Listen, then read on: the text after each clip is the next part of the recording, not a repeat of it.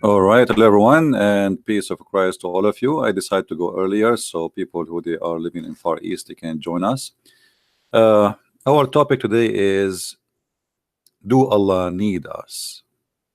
You know, the Muslims, because they are disconnected with their cult, they have a very funny questions, and their questions is always like accompany with the funny answers.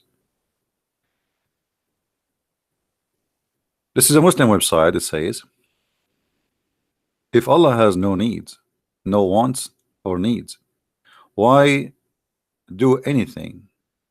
Why do anything? Uh, Not sure what he meant. Maybe he's saying why we need to do anything for him. So when a Muslim he decide to think and he uses a brain, the second you do that is the same second you find yourself in trouble. Please invite your friends and tell everyone that we are live on air. Actually, I did not tell people on Instagram that we are live.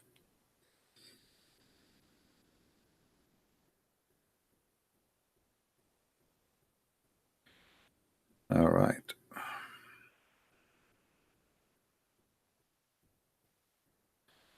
Let us tell them.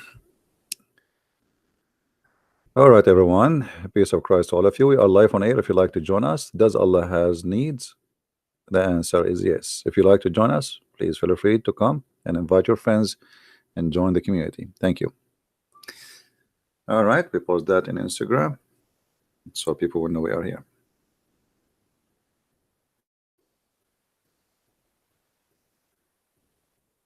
So does Allah really have needs, or he don't have needs? Now, if you ask any Muslim, he would say, sure, Allah don't have needs. I mean, what are you talking about? This is Allah. Allah has no needs. The fact, Allah is a needy God.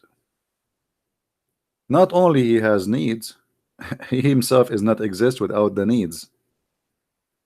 And we will talk about some of those needs. Let us say the most important ones and the most funny ones. But before we go, let us read this article. This Muslim saying, I am little confused about the following. We know that Allah does not want or need our worship. But yet in the Quran he says, O mankind, it is you who stand in need of Allah, but Allah rich. You see, when between two brackets it says free of needs, this is not really what the Quran is saying. The Quran is saying he is rich.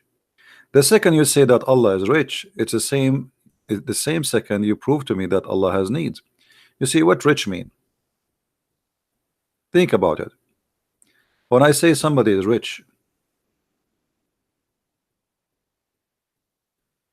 that's funny,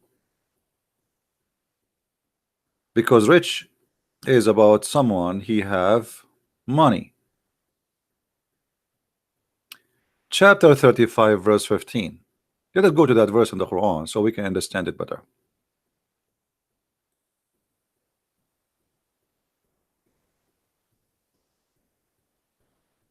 All right, verse number 15.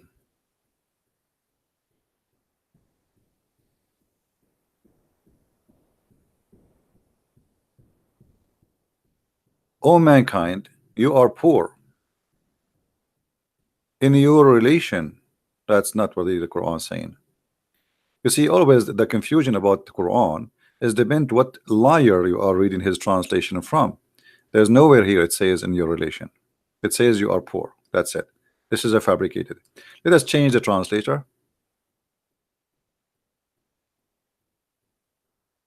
Let us go another liar, Yusuf Ali. Look here, the word in relation is gone, and this is funny, right? I mean, if it's not there, why it was there anyway in the other translator? Oh, you men. It doesn't say oh you men too. This is another donkey. It says oh you people. It is ye that have need of Allah, but Allah is the one free of all wants, worthy of all praise. This is a false translation too. It doesn't say "O you men," it says "O people," and it doesn't say "It is ye that have needs." It says you are the one uh, who is poor. I mean, I don't know how I can find any accurate translation for this stupid Quran. Not a single Muslim he can come with honest translation. I mean, what are you doing? I mean, are you using Google translation or something? Look at this guy. You are the one who stand in needs. Doesn't say that. It doesn't say that. But anyway, look at this guy. He says, "It is he all sufficient." It doesn't say that. It says he is the rich, and he is the one who is, we thanks. Let us change the translating. I mean, we have to play this game. What we can do? We cannot find one honest translation. O mankind, it is it is you who stand in need of Allah. But Allah is rich. Now let us just, because we have to keep changing translator. This is in this. So just take into consideration whatever is between the two bracket is not really in the verse. This is not in the verse. So, O mankind, it is you who stand in need of Allah, but Allah is rich. Okay. When we say Allah is rich with what? Who is the Muslim when I tell me Allah is rich with what?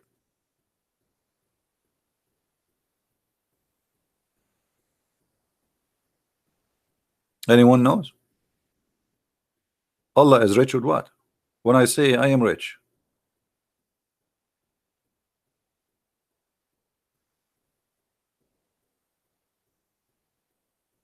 I mean the statement itself proving that Allah he needs, because you are rich because you collect. You are rich because you store things.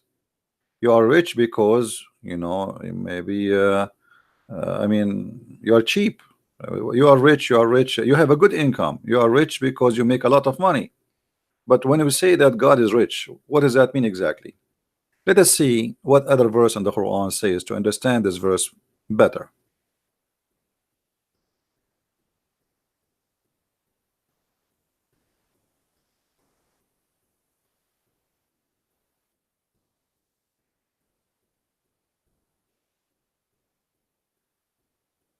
Chapter 5, verse number 64. The Jews, they made fun of Allah, saying he have nothing to spend. He have nothing to spend, and he can do nothing. Look how Muhammad he answered them. The Jews say Allah hands is fettered. Their hands are fettered, and they are accursed for saying nay. Okay, I mean, hold on. So somebody is saying, look at this God.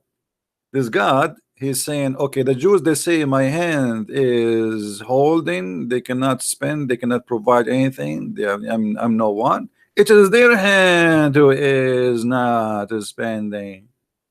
What is that?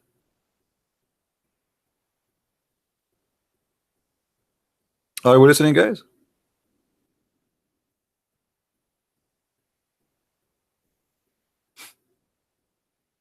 Change the translator just for for fun.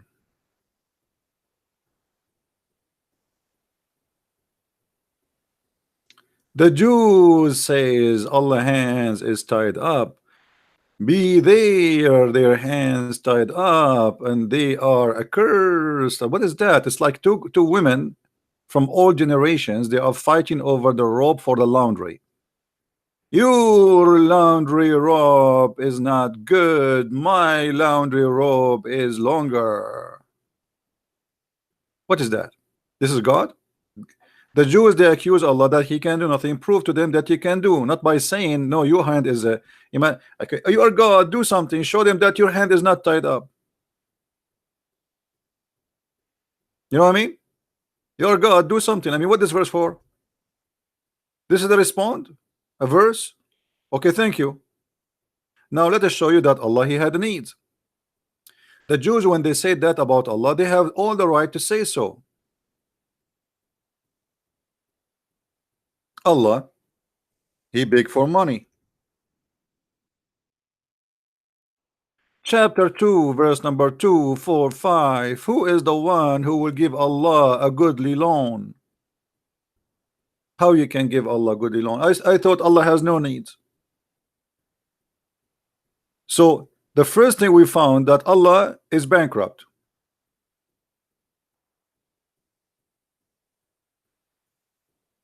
Allah is what?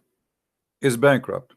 Who wanna give a Christian prince a good loan? Well, the Christian prince is a human. Allah is God. Why God he need a loan? And what the loan we are talking about is money.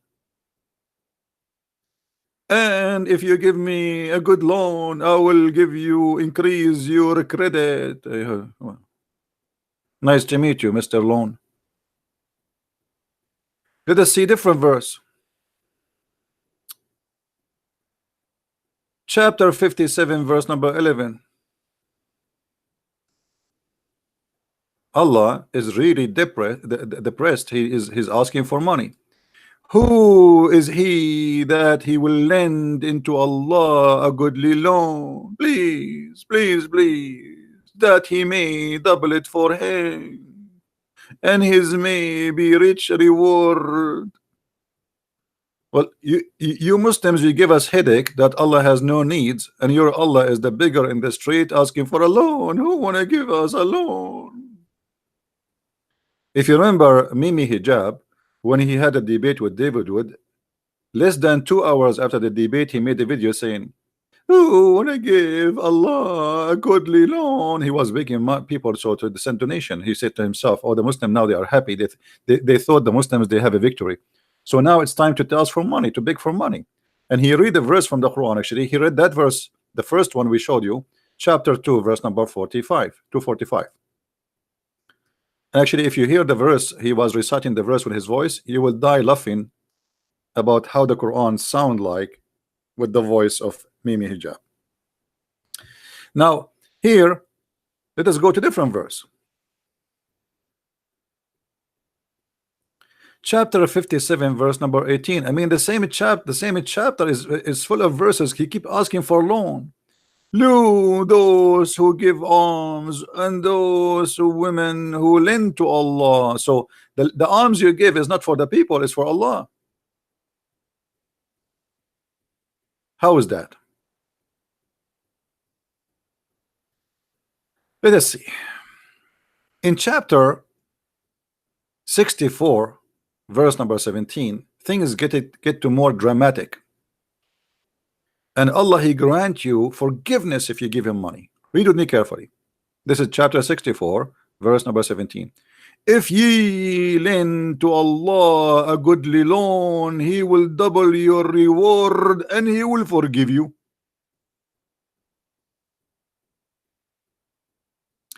Now we have a brother.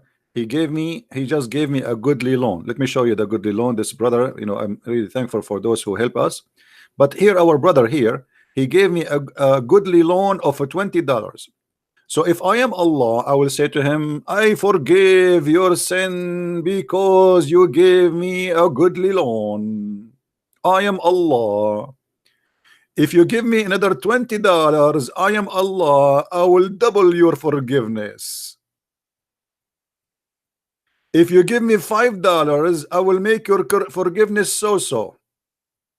If you make it $100, I will forgive you for the coming year. I mean, have you ever heard of a God like this? Isn't it obvious that this is a scam? Since when we can bribe God? We give God money and he is supposed to, if we give him money, he forgive us?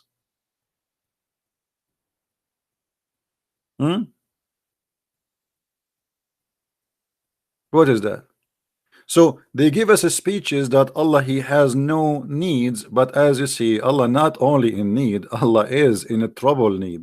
This guy, he is suffering from badly bankruptcy mentality. He think he is homeless. Now here you need to ask yourself, the money is going to go to who? It's going to go to the pocket of Muhammad. But Muhammad, he claimed that he is not the one. I mean, this is for Allah. Come on, you're not giving it to me, you're giving it to Allah. I mean, I'm just a pocket of Allah.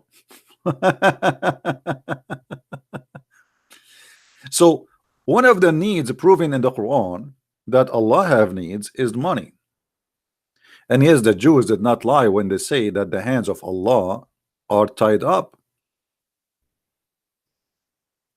They are tied up in many ways. So number one, Allah has no money to the point he beg for money. Number two, Allah has no miracles, which means he have no ability. I will give you an example.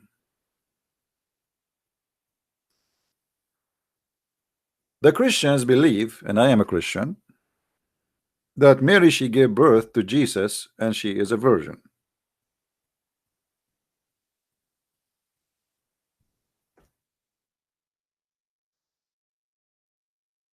The God of Islam, he said, how he can have a son if you don't have a girlfriend? How he can have a son if you don't have a girlfriend? Chapter 6, verse number 101.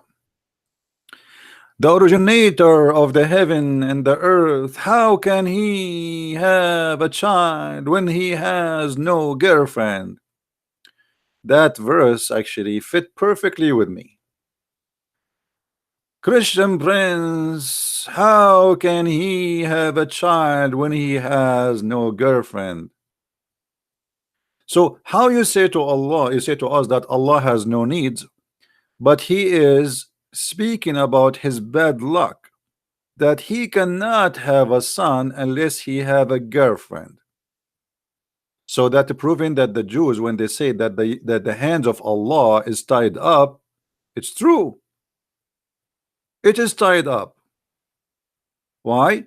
Because as you see, Allah cannot do anything without help of somebody else. In this case, he need a woman who have a female gender private part, and then after he had sex with her, maybe she will give him a baby.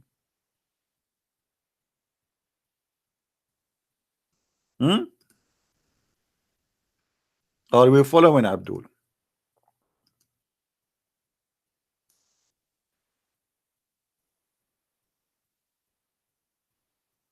Allah in needs of a female in order to accomplish what the God of the Christian can accomplish without a female. You see, here you notice this is a God speaking, but look like he is a normal man, and that is Muhammad, the fabricator. For God is almighty, he do not need a female to have what he want to have. He do not need anyone to accomplish anything. So how you say to us that Allah is all rich and he do not need anything, but we find that his richness is stupid and it's a lie. He beg for money all over the Quran, and then he cannot have a son without having a girlfriend. What else? The God of Islam, he cannot punish us.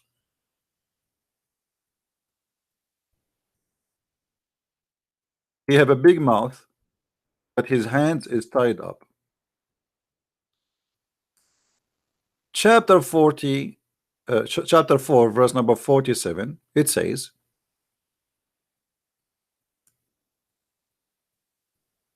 "O Christians and Jews, believe in one we send to thee," which means to you, "before we destroy and erase your faces." The translation is not accurate, really. It says here, "Before we erase your faces, and we will make her upside down," which means your nose will go inside your head, your eyes will be gone, and your mouth will be tied up by stitches, like the same as you see in a horror movie. "And or we curse them the same as we curse those who they are broken the Saturday." Now here, some people they might say, "Oh, this doesn't say that. I mean, this is your Christian Prince interpretation." So let us see one of the biggest Abdul interpretation. Abdul knew better. You know that. Who knows better than the Abdul? Nobody. They are my favorite. Chapter 4, verse number Okay.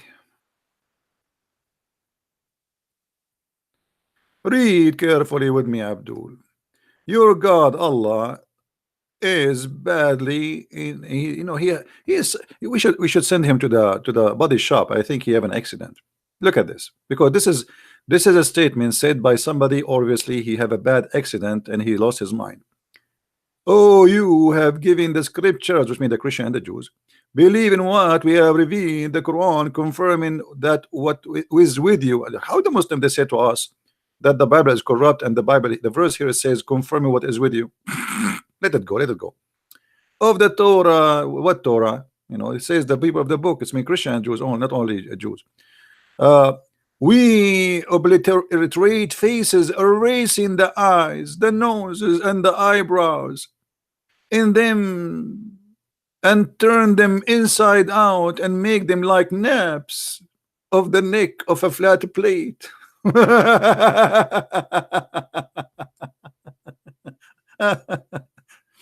Okay, Allah is all rich, Allah is all powerful, but he could not make one a Christian as he claimed.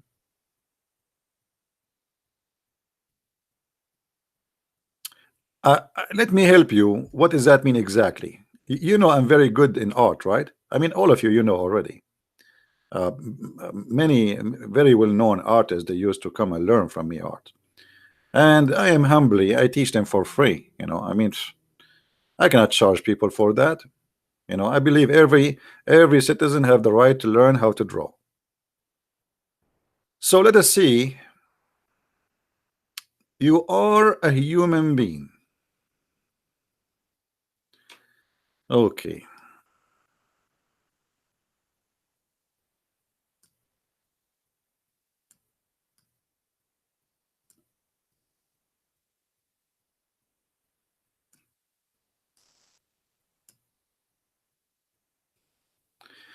And you have a nose, look like a truck, and you have a mouth.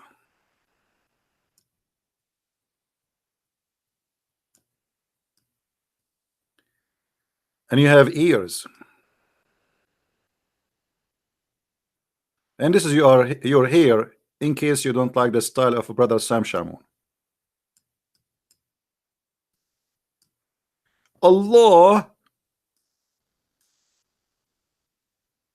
he is going to erase our eyes. Gone. No eyes. Our mouth, gone. No mouth. Our ears,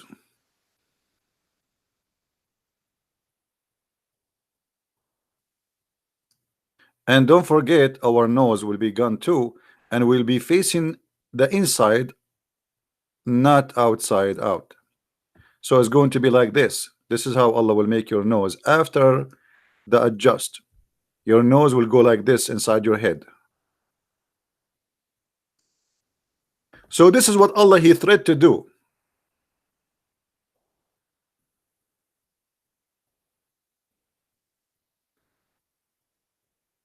It was just a stupid talk. If Allah is a true God, why he did not do what he said? Especially he's saying, I will do the same as he did to the people of the one who broke the Sabbath. You remember the Quran says Allah he made the Jews pigs and monkeys. So this is not about judgment day, this is now, because already he made the Jews supposedly pigs and monkeys, which is stupid story. I mean, who in the world want to believe in such a garbage? So Allah, he have a need here, and the need is to scare the hell of you so you can believe in him. But obviously, because he is weak, he cannot do what he claimed to do. So he needed to scare you. He needed to make you worry.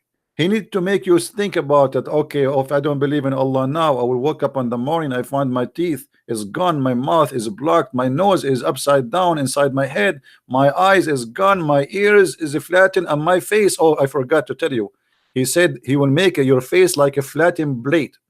So let us make it like a flattened plate. Your face will turn like this. like a dish. Empty, that's it. There's nothing there.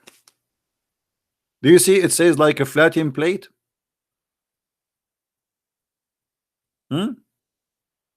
He will make them like naps of the necks, a flat plate.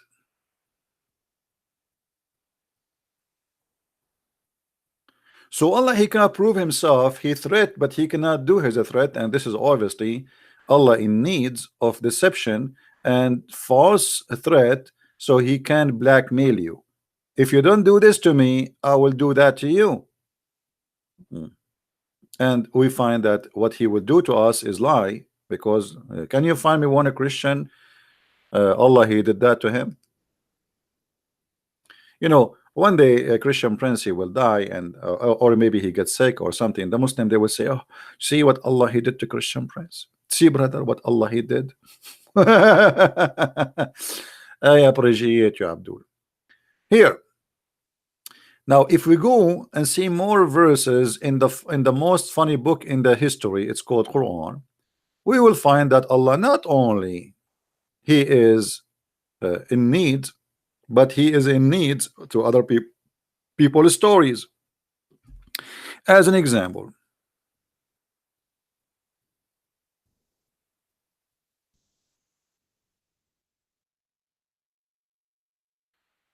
chapter 18, verse number 22.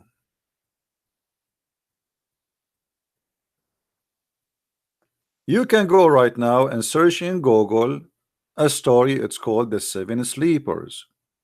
This is a fiction story. Some Christian believe in it, but it's false story. It's not true. It's a fiction story about 7 youth who they've been discriminated, or let us say persecuted, so they hide from the king in a cave, and they slept there for more than 300 years. The Quran copied a story which is a fiction story and put it in the Quran, claiming that Allah said that story. But this is story, we know the writer, we know the author, we know it's written, we know what language is written in, and this is nothing but a fiction story. And Muhammad, he is in need, which means Allah, he is in need of a fabricated story to make a story of it. But look here how funny Allah is.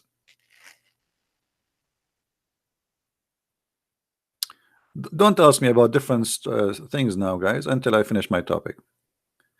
Some they will say, I mean, look at this logic, guys. I mean, the Quran is the most funny book ever. You see, when you do not know the answer, what do you do? What do you say? Some they say, and some they say, but you never say the answer. Look, some they will say they are 3 and their dog is 4th. What? What? Some they say they are 3 and their dog is the 4th. And some they say they are 5 and their dog is 6. Hold on. Don't you notice you jump something? What about some they say they are 4? Oh, because he said they are their dog number 4. That's funny. You see, he missed a number here, right? The second number he should say. Some they say they are 4 and their dog is number 5, but Muhammad, he made a mistake. And some they say that they are 7 and their dog is 8. What the heck of this? Say, oh Muhammad, my Lord is best aware of their number. So all this drama to say nobody knows save Allah.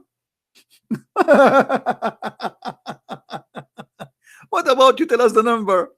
Some they say they are 2 and their dog is number 3.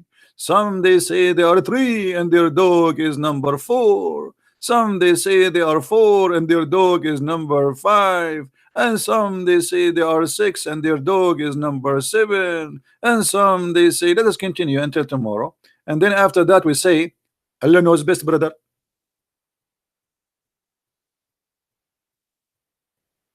Muhammad is not sure really what is the number exactly, and he had to come with such a stupid statement to say, because they ask him how many they are.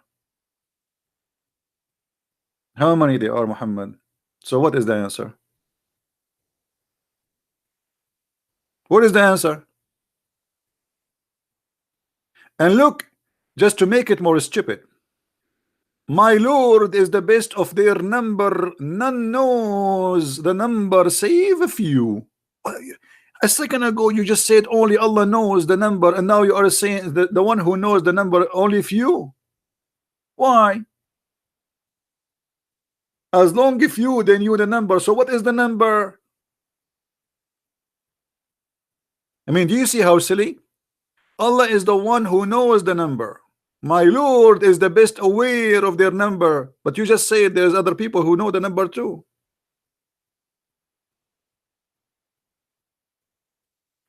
So Allah in needs of his stories, and he need to know the numbers. And the only way to avoid answering the numbers is to say Allah knows best about their numbers, and few people knows, like Christian friends. And the same story goes in any, I mean, the same chapter, if you want, you can find tons of verses which is funny and stupid. Like, what if we go and see, just to scroll down a little bit in the Quran, and you will see how funny this book is. uh as an example here, the story of Adam, and how Allah he ordered the angels to prostrate to Adam. I mean, what a funny story. He copied from those who they are called Sabian. A group of them, they believe in that.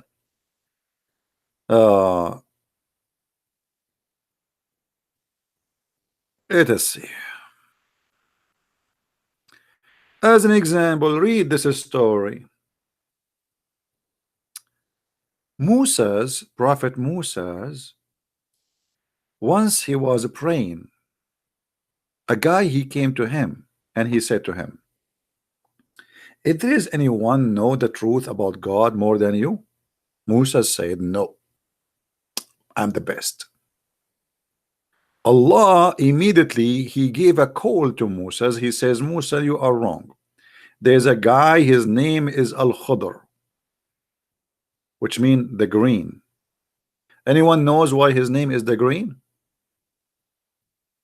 Who remember why his name is the green?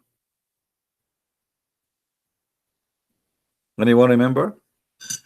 Let us see how many of you is studying carefully.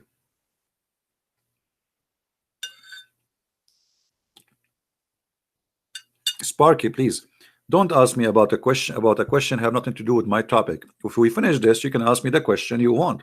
I mean, let us speak as an adult. If we have a class about mass, let us finish the mass. I see your question. You keep repeating the same question. So why he was called Al-Khadr? No, I'm not eating actually. I have coffee. So what? Not coffee. Cocoa, and I mix it with a coconut shred. So why his name is Al-Khadr?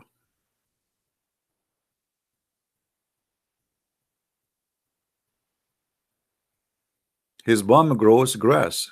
No, if he Al-Khadr, his name is like that because he drank from the fountains of youth. The same, the one you saw in the movie, the Pirate of the Caribbean. It's exactly the same story. There is a fountain of youth, and the Muslim they believe in that. And this guy Al-Khadr, he drank from it. This is why they called him Mr. Green, because he drank from the fountain of youth. If he sit in a grass which is dry, the grass under his ass will turn into green. All right. Now, maybe a Muslim he might say Christian Prince is lying. Brother, he is lying. Brother, he is lying. Let us see.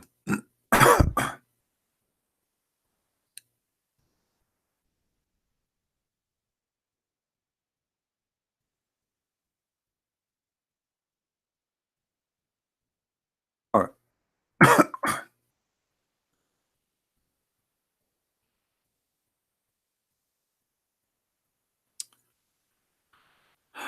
I'm trying to find you a story.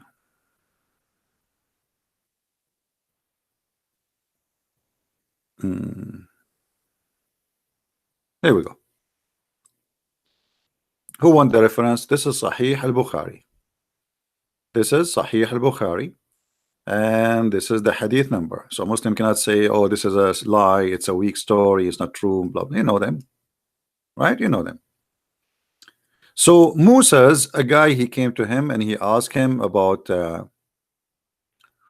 if he is the best one who knows, and Allah told him no, there's a guy, his name is Al-Khadr.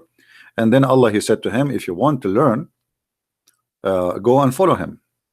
Allah said to him, oh Moses, you have something of Allah knowledge which Allah has taught you and which I do not know, and I have something of Allah knowledge which Allah had taught me which you do not know.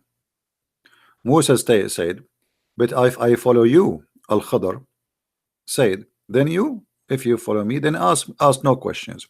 So this is after Allah, he told him to go and follow the guy and found Al-Khadr.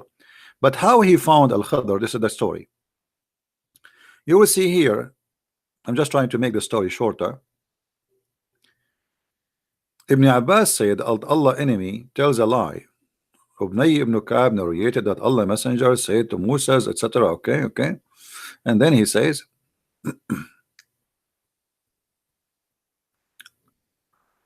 who is the most learned person among the people?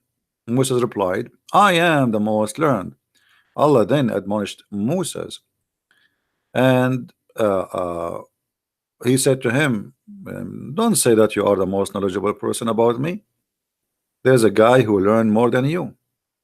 Yes, one of our slaves at the junctions of the two seas is more learned than you. Allah saying that. Moses said, oh my Allah, how I can meet him? Allah said, take a fish. Brother Enter. Allah said, after Moses asked him, how I can meet the fifth person who is very learned? Allah said to him, take a fish with you in a basket, and whenever the fish lost, follow it, and it will find him in that place. What? How we can find Al-Khadr is not there's no map, there's no GPS. No. Allah is more high-tech. Take a fish with you. Take what? Take a fish. And by the way, it's not a fish, it's a whale. But anyway, and suppose it's a dead one. So take a fish with you. It's a dead fish. So how you can lose the fish? Later you will see. So take a fish with you, brother, in the basket, and whenever the fish is lost, follow it. How you can follow the fish? Is dead. Which means you will follow him and the fish will lead you to his place. So Musa set out along with his attendant Yeshua ibn Nun. Even the servant, his name Yeshua ibn Nun. Nun, if you remember, Nun is the name of the whale. Nun is a whale. And it's a whale. In Aramaic language, it's a whale, Nun. And they carried with them a fish till they reached a rock and rested there. Moses put his head down and slept. Sufyan, the sub-narrator, said, somebody other than Omar said that at the rock there was a water spring called Al-Hayat. What Al-Hayat mean? The life. There's a spring, it's called the spring of life. It's a water spring, the water of life. And none come and touch it, on touch with that water, but become alive. Now, by the way, this is a true story, because I died many times. This is a true story, by the way. A brother Enter, I know a very authentic story about a person. He died many times. His name is the Christian Prince. And each time he died, they put the water of life on the top of him, and he come back to life, and may Allah curse him.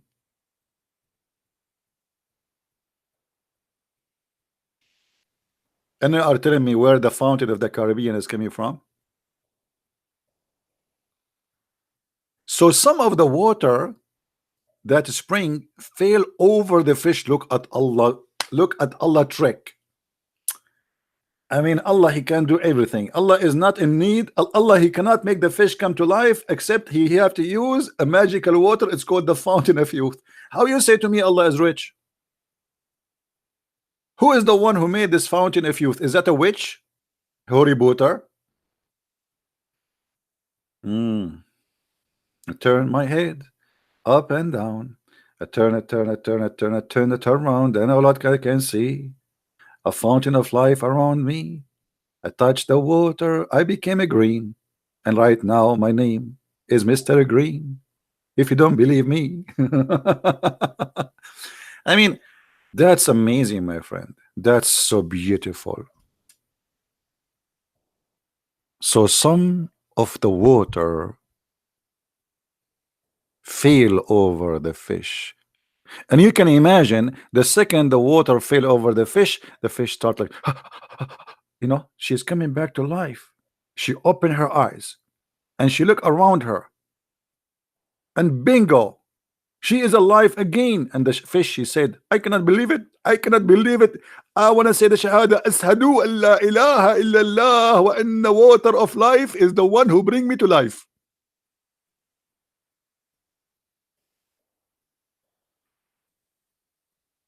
Here we noticed that Allah,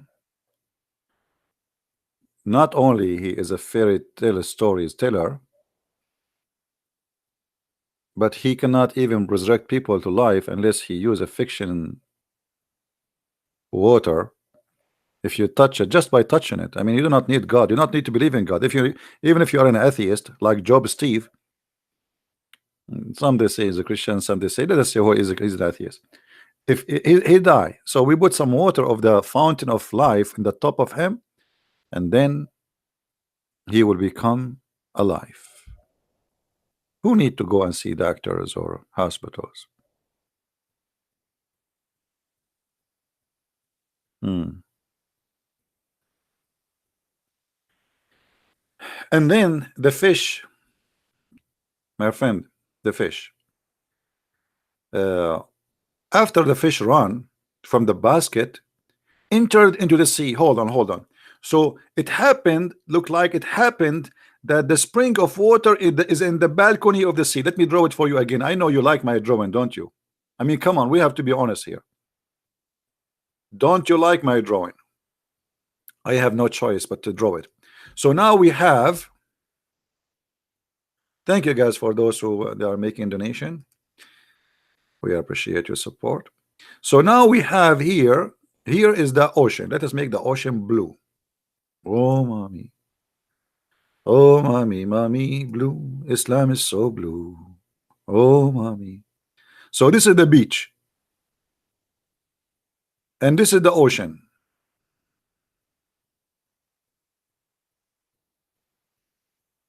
The ocean here, brother. This is the ocean. Now the fish, obviously it was laying down. It was an orange fish, by the way. The fish was here in the basket.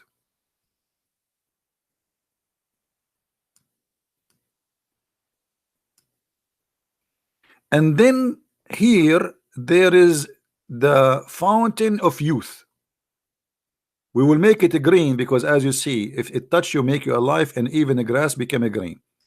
So this is the fountain of youth, and the fountain of youth is making like water. It's like a sprinkler, like the one who water your grass, and one of the drop of the water fall in the fish, and bingo, the fish start moving, her tail is jumping, her eyes is opening, and bingo, she start creeping into the sea, and she jump into the sea, and thanks to Allah.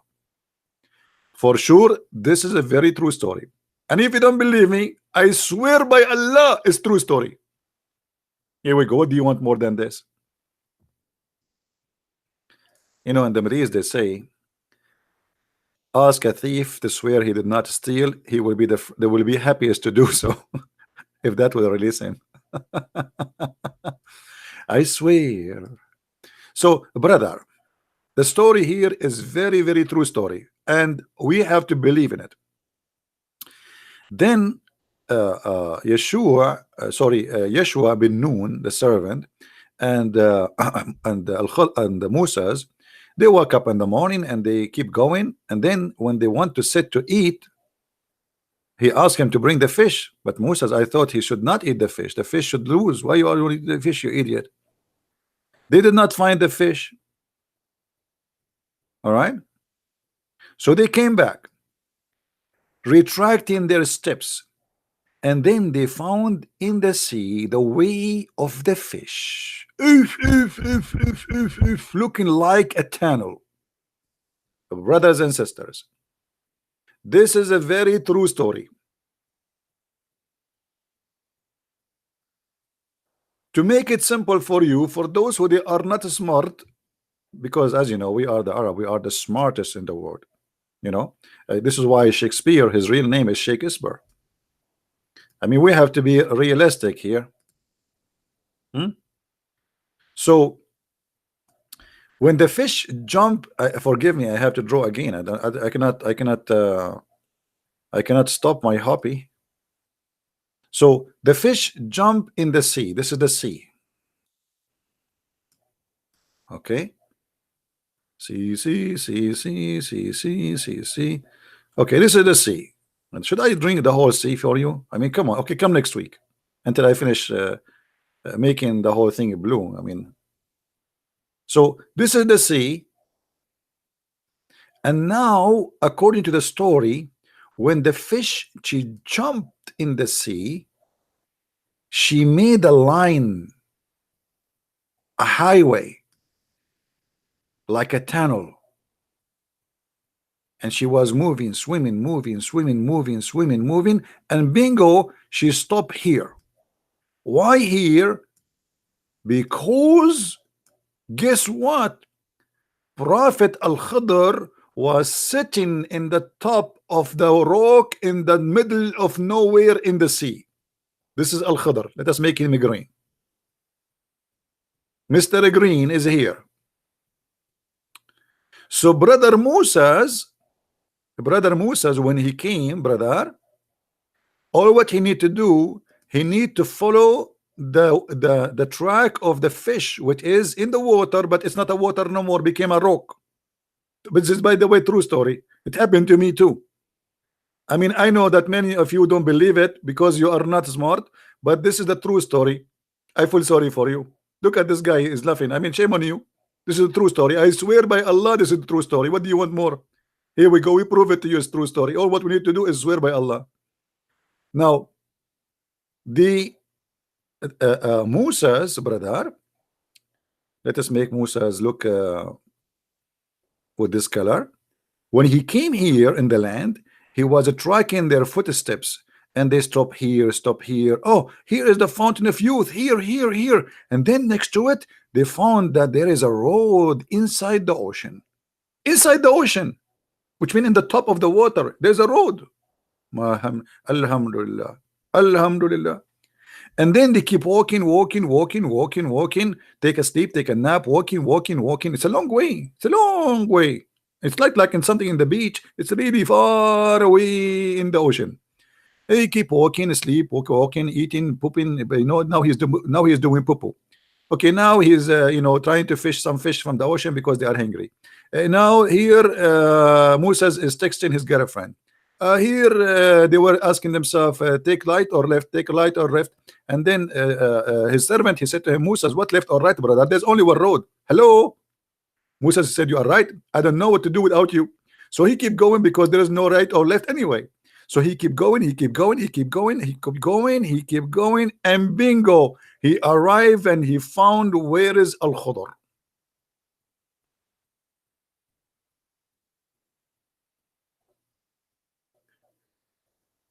And you are telling me that Allah has no needs? Allah needs in such a stupid story to make himself Allah.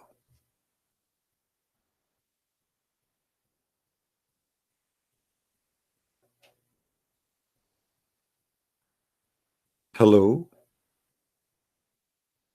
Then what? What do you mean then what? Then Musa says to Al-Khidr, hey Al-Khidr, how you doing, brother?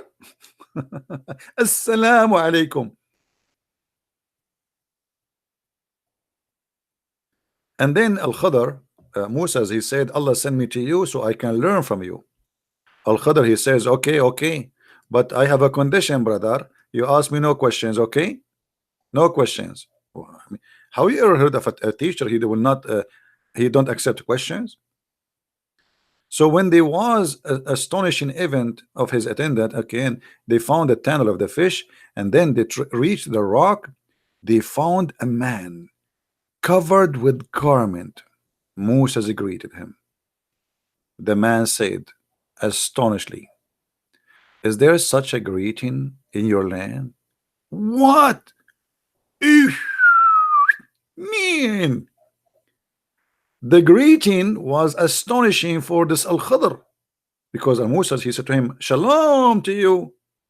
Al-Khadr said to him, oh my Allah, in your land people they say Shalom. So here the guy Al-Khadr, he was like, wow, no way.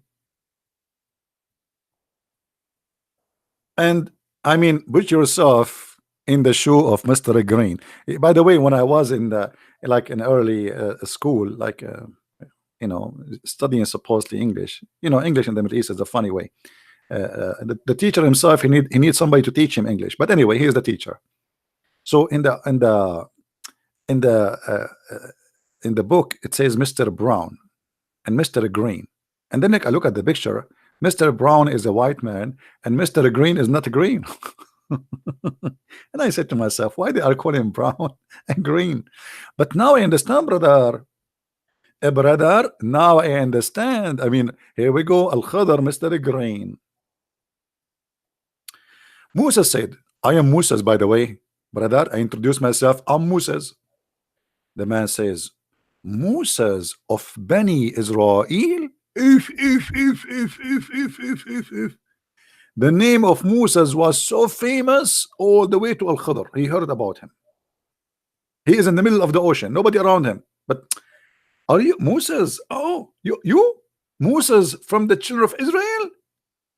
Moses said, yes, and added, may I follow you so you teach me something of the knowledge which have you been taught?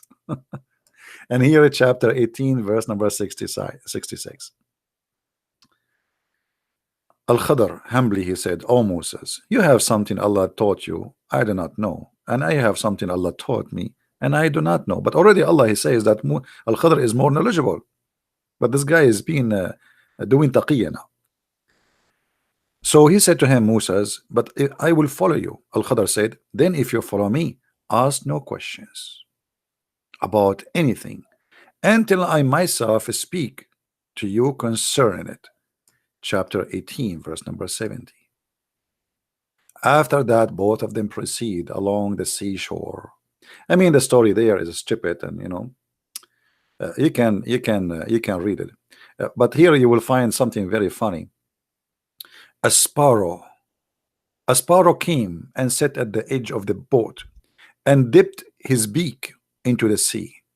Al-Khadr said to Moses, my knowledge and your knowledge, all creation knowledge, compared to Allah knowledge, is not more than the water taken by that sparrow. And then Moses was started by the Al-Khadr action of taking an adze and scalding the boat. Look at this guy. Al-Khadr, he took a boat, and now he took like a sharp knife, or you know, and he started digging a hole in the boat.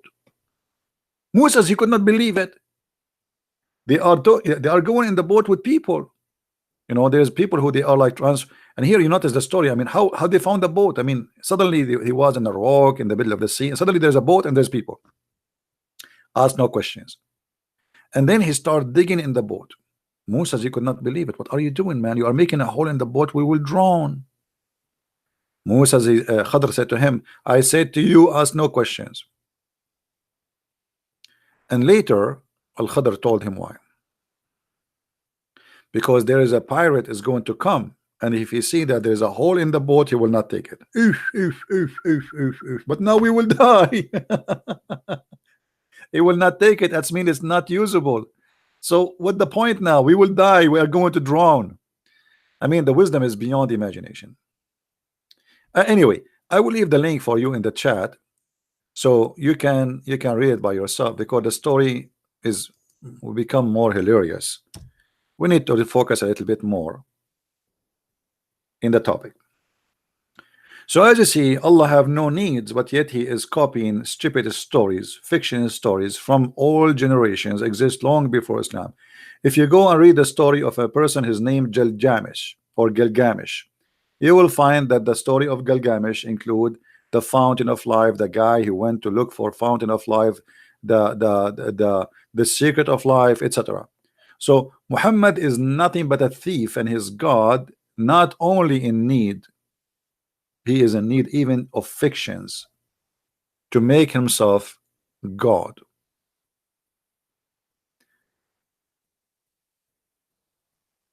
What about the story of Zulqarnain, where the sun set in a murky water?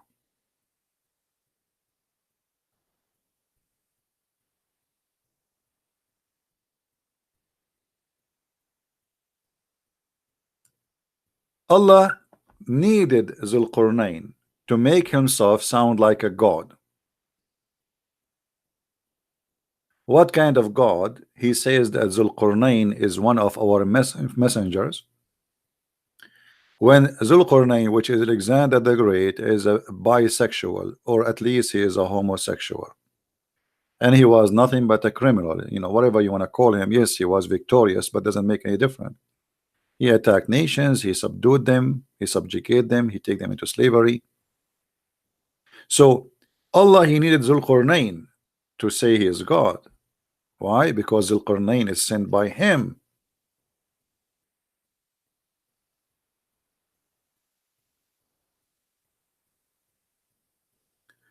And then we found that Allah, he is in needs to go to school.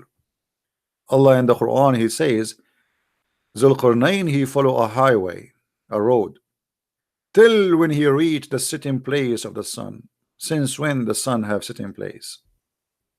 The Muslim, they try to lie to you. They say, oh, this is how Zulqarnain he thought. No, read carefully. Allah is talking. Read carefully.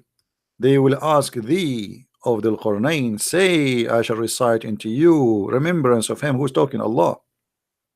Lo, we made a strong in the land and gave him into everything a road. So Allah blessed him, and he followed a road which Allah he gave him till he reached the sitting place of the sun. So Allah is acknowledging now there's a place where the sun set, and then he says, and he found it, the sun sitting in the murky water.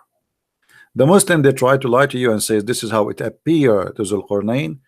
That's easy to get them busted with, because Muhammad, as usual, he cannot keep his mouth shut. So Muhammad, he said, narrated by Abu Dharr, he said, I was sitting behind the messenger of Allah, SAWFMOOOWS,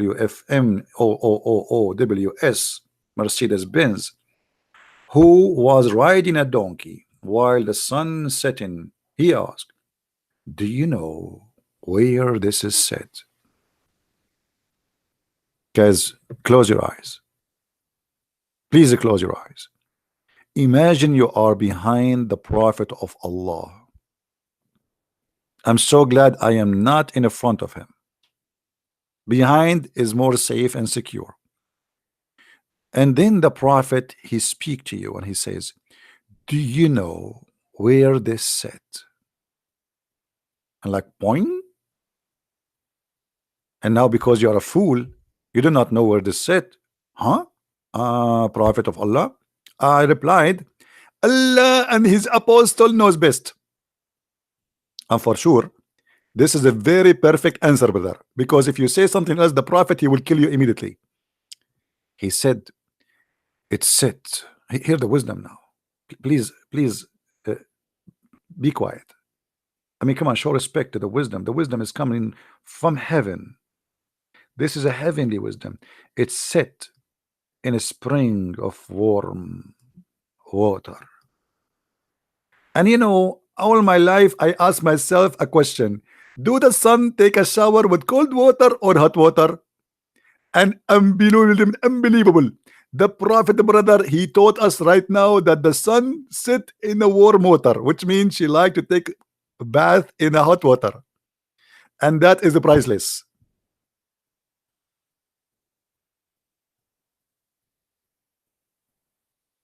So Allah, he claimed that he taught Muhammad a knowledge, proving his story in the Quran in chapter 18 about Zulqarnain. Yet he is believing that the sun set in the murky water, as many generations long before Islam they used to believe in such a garbage.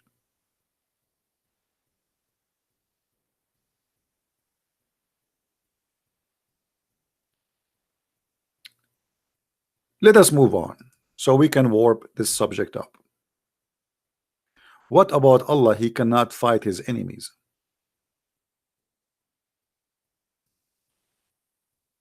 Allah cannot kill anyone. Chapter 9 verse number 14, it says, kill them and Allah will punish them by your hands. If Allah is all God Almighty and he can kill, why he need to say kill them, Allah punish them by your hands?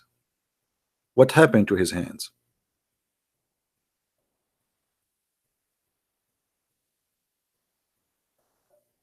Allah, he need your hands to kill me as a Christian. Abdul, your God Allah cannot kill us. He need you to kill us, for he is not Almighty God. This is Muhammad fabricating a verse saying Allah, he said that.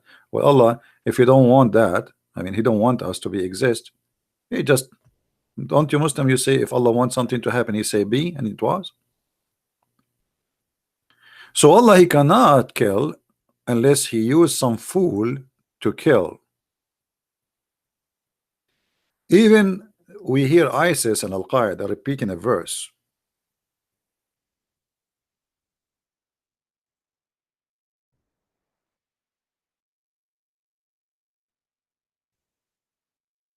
Chapter 18, verse number 17. It is not you who slew them, it was Allah. So Allah, because he is in this ability, yet he claimed it is him who killed them. It is not you who throw the arrow, it was Allah.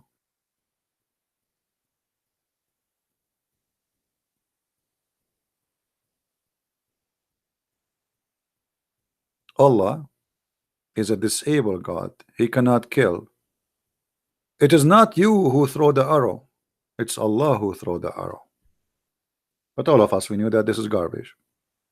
It is you who go and die to fight for the sake of the stupid God, and then to comfort you that you are not a criminal, he says it's not you who killed them, it's me. So Allah, he is in need for Abduls to do jihad for him. He cannot do it. What else Allah he needs? I'm just trying to you know, show you some of the needs of Allah. What about Allah? He need Muhammad. The Muslims always they say we worship Allah, not Muhammad. But as you see, Allah himself, he worship Muhammad. Hadith, and this is sunnah.com. Let me post the link for you, for those who like to have reference. If not for you, O Muhammad, I would not have created the creation. What does that mean?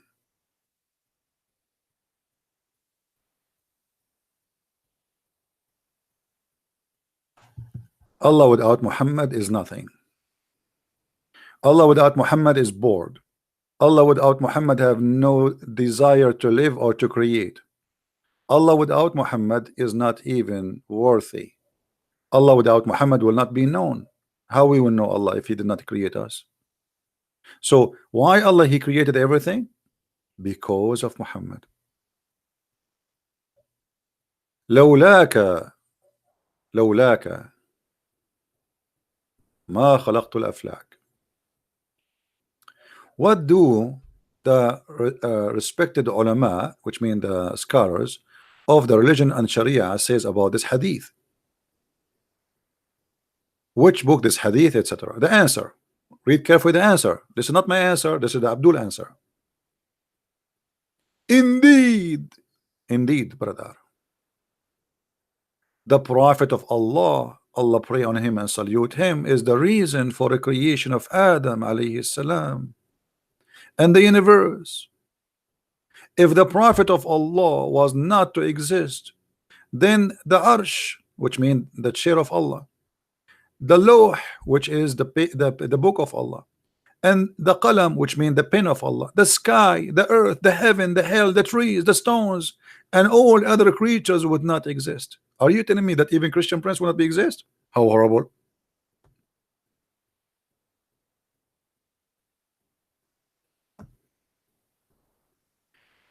Nothing will be exist if it is not Allah.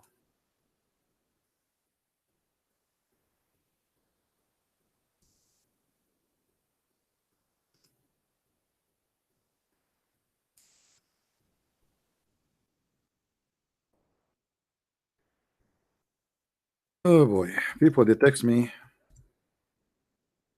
in the middle of nowhere. Don't text me in Skype if you are watching YouTube, my friend. Let me go out of Skype. It's annoying. So as you see, Allah, He Himself, He need a motivation. What does that mean? I mean, if not Muhammad, Allah created no sky, no earth, no heaven, no hell. Even His chair, Allah will be standing up all the time. Why Allah He? Okay, hold on. Anyone thought about it? Why Allah He have a chair? Why Allah created the chair? When here they say that Allah He created the chair. Kursi is a chair. Arsh is a throne. Kursi is a chair. Why Allah He created the chair for Himself only because of Muhammad? Anyone knows?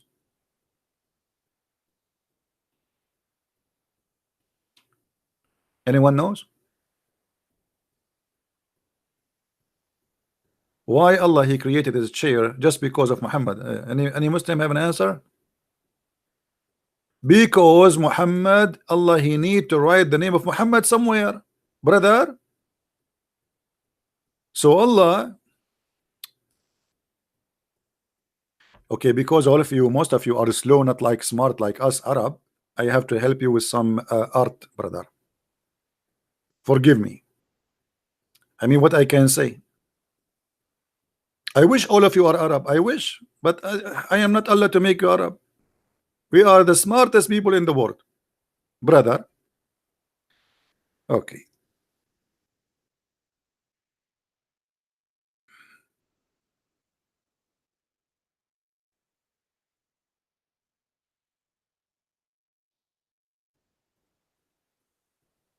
We are trying to find you something.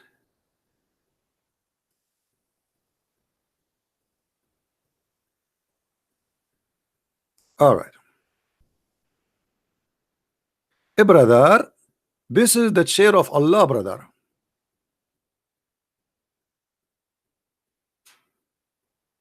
And I don't know if you like it or not. I mean, who care if you like it or not? This is how it is. You like it, you don't like it, you know, make a complaint. And look, there is a flowers there. Allah, because He cannot live without the Prophet Muhammad, his name to be exist all over, He created this chair for him. For Allah, yes, but He needed to see the name of Muhammad all over. So He got a pen and He start writing there. On the chair, brother. On the chair. And for sure, brother, in Arabic. Muhammad.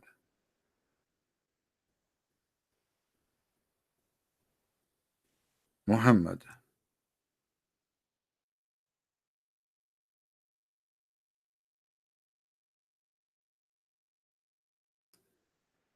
everywhere in the chair, brother. Muhammad, Muhammad. I mean, brother, you name it. Allah spent millions of years writing the name of Muhammad, brother. Muhammad.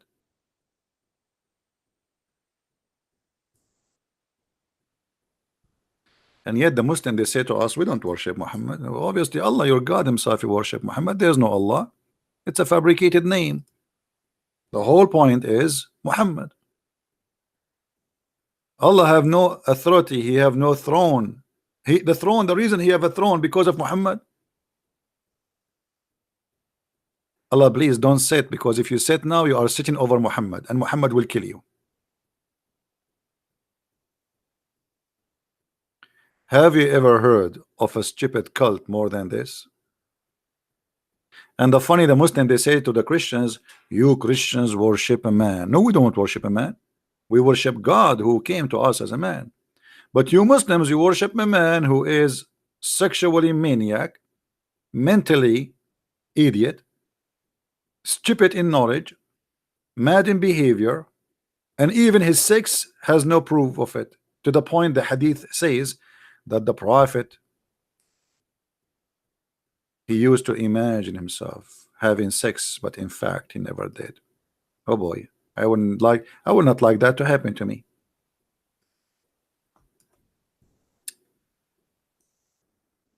Imagine you get married, you have 13 wives, and they are waiting for you in the bedroom. Some of them have panties and some without panties, and they are so excited because you are very handsome, brother. Like Muhammad, Prophet Muhammad was very handsome. Even his underarm was very white. The white supremacist religion.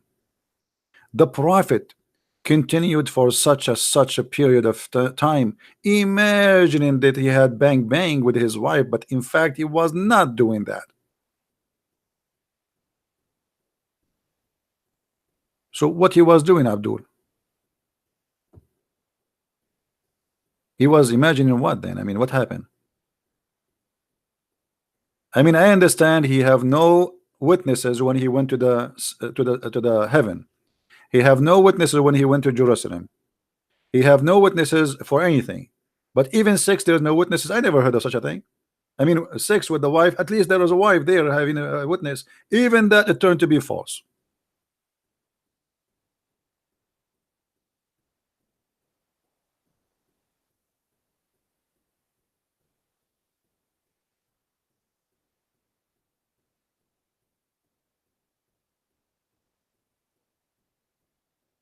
Any Abdul? Let us continue. Oh, I just remembered, you know, like sometime I don't remember things. The reason, especially if I borrow money from you, I don't remember it. I'm like Muhammad. I remember only to say to you, give me a mortgage. After you give me the mortgage, I don't remember anything about it. Look what happened. Do you remember when Muhammad, Allah wanted to send him to take him to heaven, what Allah he did to him? Who remember?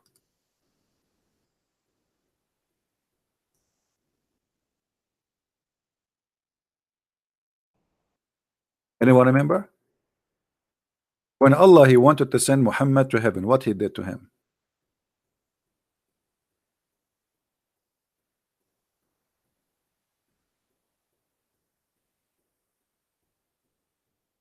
Allah he need to make a plastic surgery for the breast and the chest of Muhammad. He sent 3 angels, brother. One of them is Jibreel.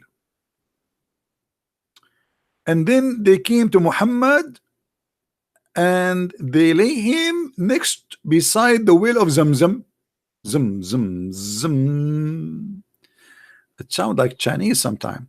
From among them, Jibreel took a charge of him. Jibreel cut out open the part of the body of his body between his throat and the middle of his chest.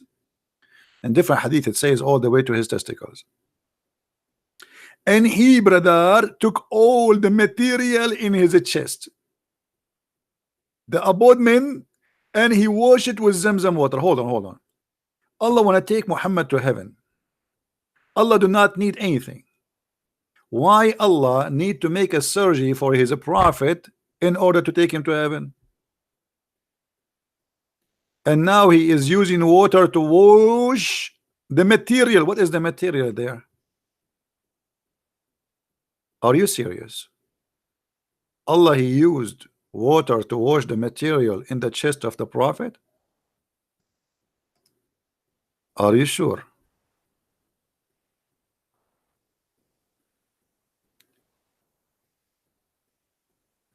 To help you to understand the story, because of most of you are not smart like us Arab, I have to use some drawing.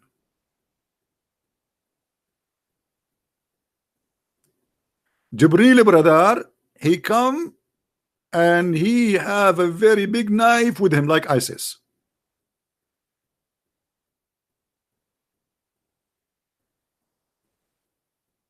And then brother, Jibril brother, he put Muhammad next to the water of Zamzam and he cut wide open his chest and he start taking the material from his belly. And then he put it in Zamzam water. And then after he washed it, he put it back. And then, brother, surprise, surprise, Allah do not need anything, brother. Allah, he can do anything by saying be, but he needed to install wisdom in the chest of the prophet. Have you ever heard of a God he installed wisdoms in dishes? If you don't believe me, read the story. It says, after he washed it with his own hands with the water of Zamzam, he cleansed the inside of his body, like the body of Muhammad looked like was very awful, you know, garbage, you know, plastic, you know, Allah knows what the prophet was swallowing at that time. And then a golden tray containing gold bowl full of belief and wisdom was brought, and Jibreel stuffed it in his chest and his throat, blood vessels. Okay, hold on. Allah do not need anything. Why Allah he needed to do a surgery for his prophet to take him to heaven? And since when wisdom and faith they come in dishes?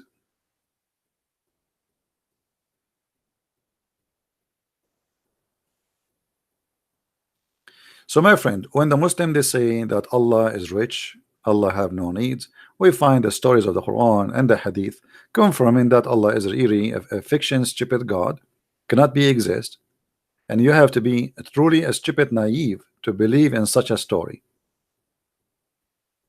How they say to Allah, say to us that Allah, if you want something, he say be is going to be, yet he cannot say to Muhammad, okay, have a clean chest. And what a clean chest mean? I mean, what does that mean? Muhammad was filthy, dirty. What does that mean? Inside him there's a sewage. What exactly they wash inside? I mean, well, this is stupid. And then what? They install a dish of wisdom and faith in his chest. Who is a city when I believe in such a garbage?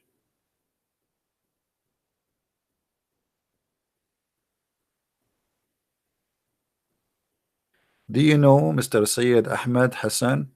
My friend, his name is like a train. I know Muhammad only, the rest they don't count for me. Who need any of those if we have Muhammad? So as you see, Allah in needs to fiction stories, Allah in needs to fountain of youth, Allah in need to wash dishes, Allah in need to install wisdom, Allah in need of people to worship him. Why Allah he created mankind after all those fiction stupid stories? Muhammad he said in the Quran, وَمَا خَلَقْتُ النَّاسِ إِلَّا الْإِنسَ وَالْجِنَّ إِلَّا لِيَعْبُدُونَ. What does that mean?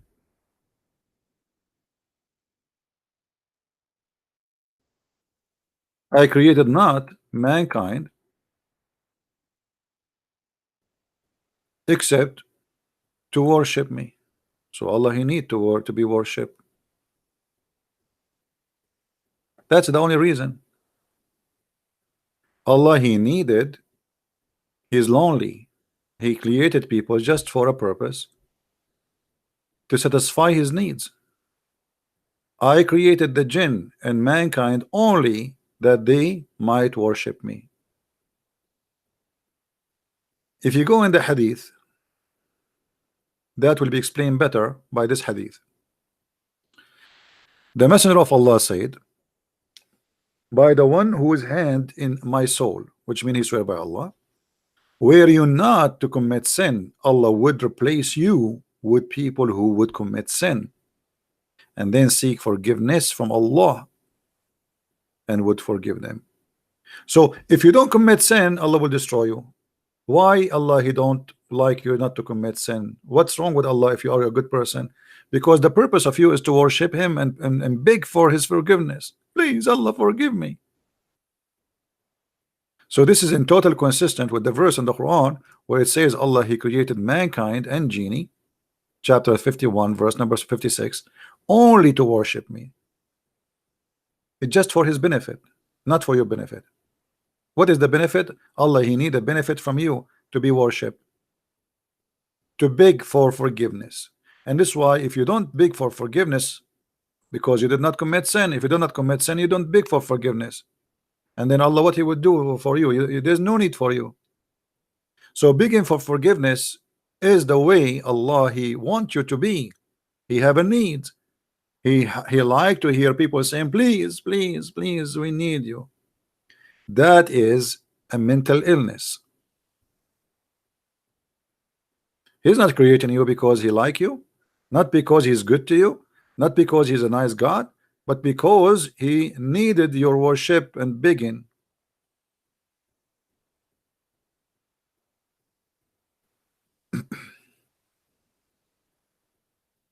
Right? So as you see, Islam failed a little tiny examination. We are here just for a few, I mean, what, an hour, 2 hours? Islam could not stand little tiny examination. Allah not only in need, Allah need money, Allah need army, Allah need fighters. Allah cannot punish us by Himself. He punish you by the hand of the Abdul. Allah He need people who commit sin. And by the way, this is a totally in contradiction with the logic. The Muslims, they say they believe in the story of Noah. What the story of Noah is? Story of Noah, people they commit sin. So why He didn't destroy them then? Oh, they did not ask for forgiveness. Allah have no problem if you commit sin, because He created you. He wanted you to commit sin. This is why we see the story about Adam.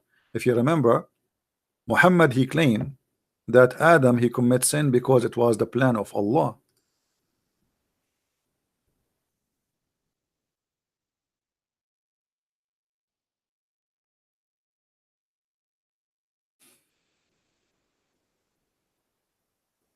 Do you see it? 40 years before Adam was created, Allah He wrote his destiny. So even the sin of Adam was a plan of Allah, because He want him and his offspring to commit sin, so they will beg Him for forgiveness. Do you blame me for a sin which Allah I should do? It's decreed by Allah. I should do. It's not a choice. I should do. Do you see it? Funny stupid story. So my friend, I want to say thank you for all those who join us today. Thank you for those who support us with donation. Thank you for those who download the video, share it around, and for those who speak Spanish. Soon, very soon, and maybe in 72 hours from now, my first translated book into Spanish will be out on Amazon. So if you are a person who speaks Spanish, please tell your friends about the book. And this is the cover as you see in the screen. And those who speak French, please help us to tell the people about the French book, because most of people who listen to me are English speaking people. So very few they knew about the French book. If you speak French, please tell your friends. And for sure, we have our books in German, which has become very well known in Germany. And we have in Swedish, we have in Dutch, and God is willing, we will have in all languages of the world. So what we share with you here is little of a lot, and if you like to learn more, we have the books to give you a reference to be handies. Now remember, the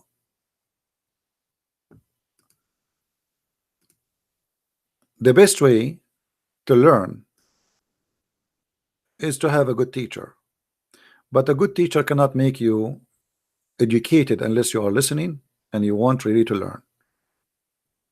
And no matter how hard he work and no matter how much he try, if you are not willing really to learn, you learn nothing. Somebody said explain, just because he requested, what chapter? Chapter 3 verse number 55, I think he said. What chapter, guys, he was asking? 33, sorry, 3, and he said 55. Just to answer this gentleman, إذ قال الله يا عيسى إني متوفيك ورافعك إلي ومطهرك عن الذين من الذين كفروا وجاعل الذين اتبعوك فوق الذين كفروا إلى يوم القيامة ثم إلي مرجعكم. Here the verse proving to us again the stupidity of the one who made the Quran, because you will notice two things.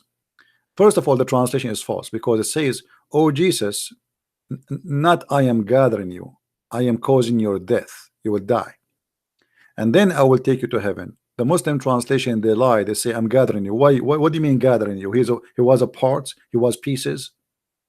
What gathering you? False translation. And then it says, "And I am cleaning thee of those who disbelieve, and I am setting those who follow thee above those who disbelieve until the day of resurrection." And here, that is a big contradiction for the Quran, because that's mean those who follow Jesus, they never been corrupted, and this is a promise made to Jesus in the time of Jesus. So how those who follow Jesus, they will be victorious until the day of resurrection, yet the Muslim, they say Paul is the one who corrupt the Bible, which means from the beginning the Bible is corrupted. So where is the true followers of Jesus? Where is the true followers of Jesus who will exist till the day of resurrection? If you say to me the Muslim, that would be funny, because Muhammad came 600 years after Jesus.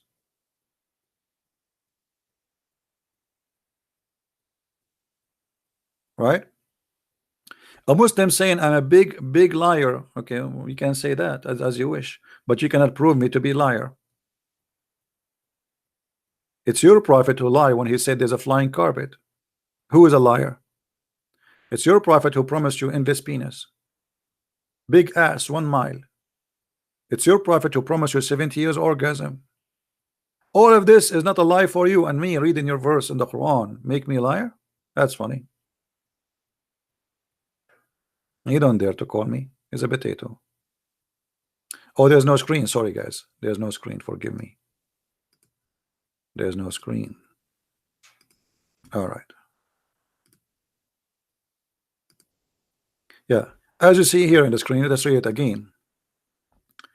It says, and remember when Allah said, "Oh Jesus, I am gathering thee." It doesn't say that in Arabic. It says, "Inni mutawaffika," which means causing your death. وَرَافِعُكَ إِلَيَّ, and then I will take you up to me. This is a false translation. And then here it says, "And cleansing thee from those who disbelieve, and I am setting those who follow thee above those who disbelieve until the day of resurrection." That's mean the true Christians will be always victorious, and there's no false Christianity will be exist. And that is a contradiction for all what the Muslims they say to us, proving from their book that we are the victorious since the time of Jesus until the day of resurrection. So where is the Christians who follow Jesus?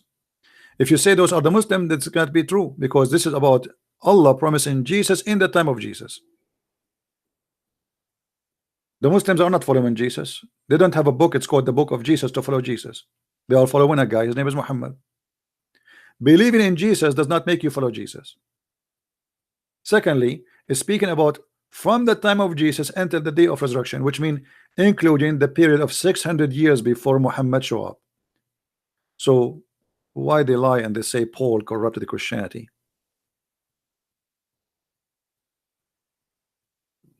Right?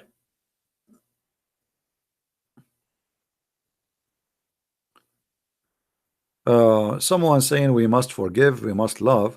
Yes, my friend, we forgive and we love, but we don't love hate, and we don't love the devil, and we don't love Antichrist, and we don't love those who, you know, let us say, there are certain names we cannot love them. Can you love Muhammad, who deceived millions of people, billions of people? Can you love the devil? Can you forgive the devil? So let us not to take a Christianity quotation out of its meaning. Loving your enemy does not mean having sex with the enemy. It's mean you tell him the truth.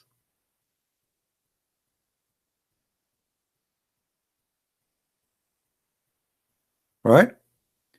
If you love your children's, it's not by giving them hugs, it's by guiding them to what is right to be done. Your son is taking drugs and you say I love you, do whatever you wish. That's not love, that's hate. If you love someone, you save him. You don't lie to him.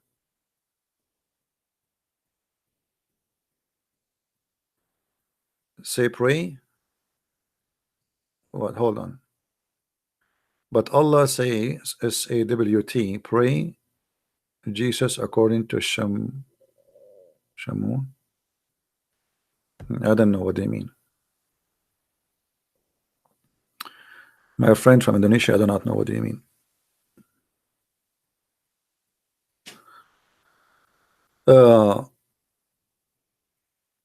Another question before we go. A person, he asked me that the Muslims in Indonesia, they ask him about the Song of Songs or the Song of Solomon. My friend, it's a song and it's written by a king, not by God. It's a poet written by a king. This is number one. Number two, it's not about women, it's about a city. Number three, Muslims, they used to make fun of the Song of Songs for years and years, and then suddenly there is a guy, his name is Didat. He found that the name of Muhammad in the Song of Songs, and suddenly the Song of Songs became holy. So the Song of Songs was for the Muslims a book of porn, but after one of them claimed that he found the name of Muhammad in the Song of Song, suddenly the Song of Song became holy song, because they are hypocrite and liars.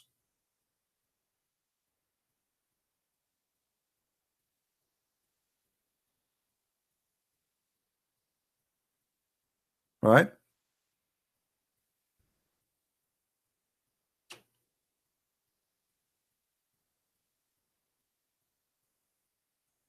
Now you do not need to answer this guy who called himself liar. The whole point of him is making you say the name he like you to say.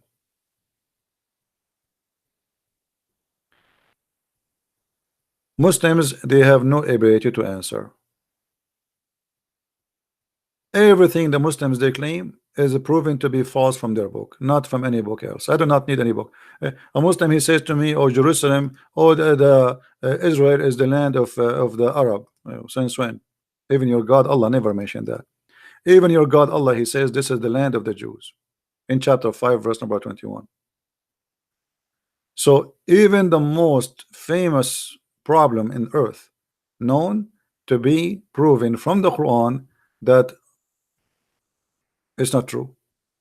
This is the land of the Jews. Even the book of Allah, the book of the kuffar, the book of the pagans who kiss black stones, prove that Jerusalem and Israel is the land of the Jews. And anyone he says something else, he's a Muslim, he's a hypocrite.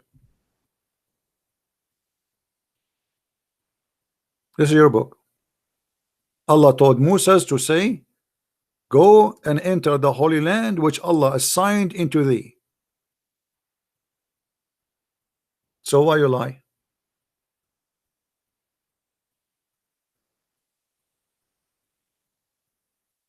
You name it.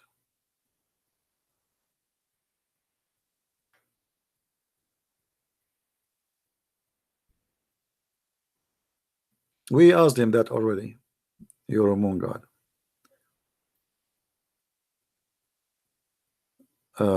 Are you accepting my challenge? What is your challenge, Ben?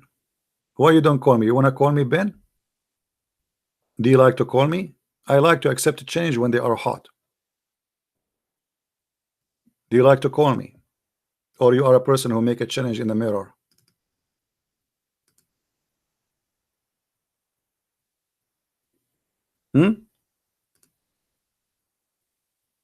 Are you really challenging me? Do you accept my challenge? What's your challenge? Do you want to call me? If you can call me, I will stay just for you. What do you say, guys? Do you think this guy is serious, or he is just a kid? We always accept Muslim challenge. Doesn't matter who they are, how old they are, how small they are. I need a snack for today before I go. So do you dare? Do you dare to give me a snack before I go? My Skype is open.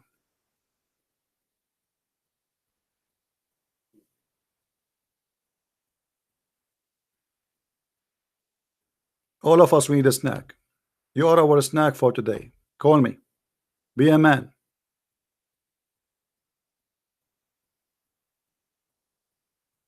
Be soft. Yeah, actually, I'm using. I'm going to use Vaseline when I debate him.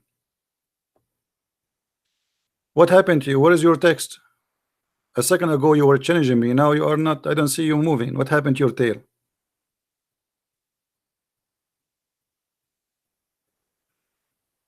Maybe he said that he was saying to himself, I hope Christian Prince will not notice, so I will go to my girlfriend and see what happened. I told the Christian Prince I challenge you.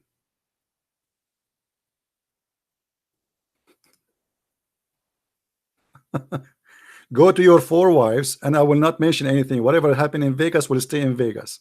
Okay, brother, go to your 4 wives and tell them I challenge Christian Prince, and the coward he run away from me. Who are you? Don't you see your big scholars? They are running away like cats. I don't even dare to challenge myself. I will lose. Once I debated myself in the mirror, I lost. I was so upset I broke the mirror. So what happened? Even your text is not working. What happened to this guy? He's dead now. He's playing dead. Somebody sprinkled the water from the fountain of youth over him. Anyway, guys, I want to say thank you for being here. May the Lord bless you. And enter, we see you soon again. If I can go again on air today, I will go.